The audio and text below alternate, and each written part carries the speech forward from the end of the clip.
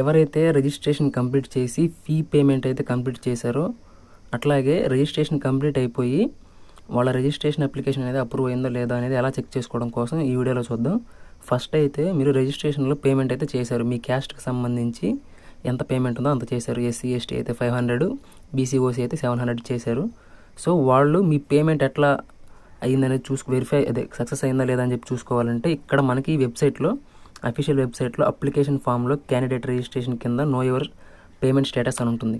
So ఈ website link నేను కింద డిస్క్రిప్షన్లో ఇస్తాను, లేదా మీరు క్రోమ్లో అయినా సెర్చ్ చేసినా వస్తుంది. సో ఇక్కడ నో యువర్ పేమెంట్ స్టేటస్ మీద క్లిక్ చేస్తే మనకి ఇక్కడ చూపిస్తుంది అనమాట. మన hall ticket number, APPG CET hall ticket number enter చేస్తే మనకి డీటెయిల్స్ అనేవి వచ్చేస్తాయి. సో ఇక్కడ నేను నా డీటెయిల్స్ ఎంటర్ చేస్తాను. వన్స్ మనం ఒకసారి మన APPG CET hall ticket number enter చేసిన తర్వాత మనకి ఇలా అయితే చూపిస్తుంది అనమాట. You have already done the payment and payment successful అని చెప్పి మన హాల్ టికెట్ నెంబరు, మన నేము, మన జెండరు, క్యాస్ట్, మొబైల్ నెంబరు, ఇట్లా remaining amount, payment reference number, అట్లాగే పేమెంట్ అయిన డేటు మొత్తం అయితే చూపిస్తుంది అనమాట. సో సక్సెస్ అయిన వాళ్ళకి ఇట్లా చూపిస్తుంది. ఎవరికైనా అమౌంట్ అయితే కట్ అయ్యి సక్సెస్ అవ్వకపోతే ఆ అమౌంట్ అనేది అయితే మళ్ళీ మనకే క్రెడిట్ అవుతుంది అనమాట.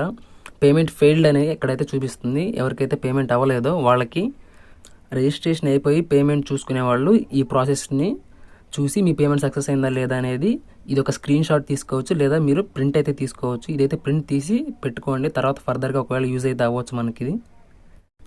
ఈ రిజిస్ట్రేషన్ చేసుకోవడానికి మనకి 12th వరకు అయితే డేట్ ఇచ్చారు కాబట్టి, సో ఈలోపు మీరు రిజిస్ట్రేషన్, మీ పేమెంట్ అయితే చేసుకోండి. నెక్స్ట్ ఫర్దర్గా ప్రొసీజర్ అయితే మనకి తర్వాత ఉంటుంది. ఒకవేళ డేట్స్ ఎక్స్టెండ్ చేసే అవకాశం ఉంటుంది, ఎందుకంటే అందరికీ రిజిస్ట్రేషన్ అవ్వకపోతే. సో డేట్స్ ఎక్స్టెండ్ అయితే నేను మళ్ళీ చెప్తాను. ఒకవేళ అవ్వకపోతే మాత్రం ఈలోపే మీరు మ్యాక్సిమం చేయడానికి ట్రై చేయండి. ఇప్పుడు నెక్స్ట్ పేమెంట్ అయిపోయిన వాళ్ళు ఏం చేయాలని చెప్పి చూసుకున్నట్లయితే మనకి పేమెంట్ వెరిఫికేషన్ కూడా చూసుకుంటాం. అంటే పేమెంట్ సక్సెస్ అయిందా లేదని చెప్పి స్టేటస్ చెక్ చేసుకున్న తర్వాత మనం చేసిన పని ఏంటంటే ఈ రోజు నుంచి అయితే మనకి వెరిఫికేషన్ అయితే అవుతుంది. సో మనం రిజిస్ట్రేషన్ టైంలో మనం అప్లోడ్ చేసిన క్యాస్ట్, ఇన్కమ్, ఈడబ్ల్యూఎస్, స్పెషల్ కేటగిరీకి సంబంధించిన సర్టిఫికేట్లు అయితే ఈ రోజు నుంచి వెరిఫికేషన్ అయితే అవుతాయి. సో వాటిని కూడా మనం ఇక్కడ మన వెబ్సైట్లోనే know your registration application verification status అని ఉంది కదా, ఇక్కడైతే మనం దాని స్టేటస్ అయితే చెక్ చేసుకోవచ్చు. సో మీరు మొబైల్లో డెస్క్టాప్ మోడ్ ఆన్ చేసుకొని ఇక్కడ మన హాల్ టికెట్ నెంబరు అట్లాగే డేట్ ఆఫ్ బర్త్ ఎంటర్ చేసినట్లయితే మన డీటెయిల్స్ అనేవి మనకు వచ్చేస్తాయి అన్నమాట.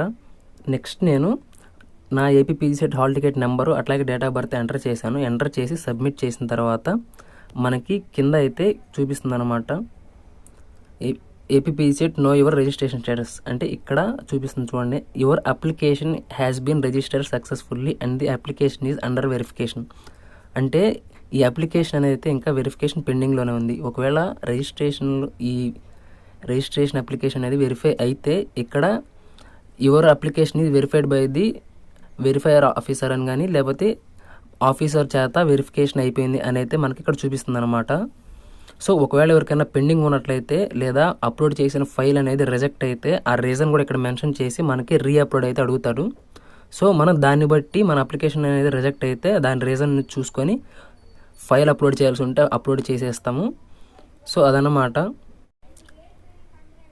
సో ఈ విధంగా మీరు మీ పేమెంట్ స్టేటస్ అట్లాగే రిజిస్ట్రేషన్ స్టేటస్ అనేది అయితే చెక్ చేసుకోవచ్చు. ఎవరైతే రిజిస్ట్రేషన్ కంప్లీట్ చేశారో వాళ్ళు ఈ రోజు నుంచి అయితే మీరు ఈ వెరిఫికేషన్ కూడా అయ్యిందో లేదో చూసుకోండి. ఒక్కొక్కరికి ఒక్కో రోజునైతే అవుతుంది, అందరికీ ఫస్ట్ రోజు అవుతుంది అనేది తెలియదు. సో మనమైతే ఎప్పటికప్పుడు అయితే మన వెబ్సైట్లో చెక్ చేసుకుంటూ ఉండాలి. సో ఇదన్నమాట. ఇక్కడ మనకి ఇంపార్టెంట్ డేస్లో రిజిస్ట్రేషన్ అనేది 12th వరకు అయితే ఇచ్చారు కాబట్టి ప్రతి ఒక్కళ్ళు కూడా 12th లోపు రిజిస్ట్రేషన్ అట్లాగే పేమెంట్ అయితే చేసేయండి.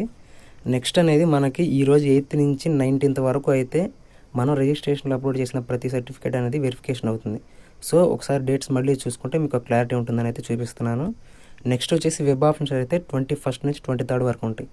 సో ఈ వెబ్ ఆప్షన్స్ టైం లోపు మనమైతే రిజిస్ట్రేషన్ అట్లాగే వెరిఫికేషన్ అయితే కంప్లీట్ చేసుకొని వెబ్ ఆప్షన్స్కి అయితే ఎలిజిబుల్ అవ్వాలన్నమాట. సో ఇవి ఎవరికి అవుతాయో వాళ్ళే వెబ్ ఆప్షన్స్లో కాలేజెస్ని అయితే సెలెక్ట్ చేసుకుంటారు. ఈ రిజిస్ట్రేషన్ సక్సెస్ అవ్వకపోయినా ఈ వెరిఫికేషన్ అనేది కూడా కంప్లీట్ అవ్వకపోతే వెబ్ ఆప్షన్స్కి అయితే నాట్ ఎలిజిబుల్ అన్నమాట.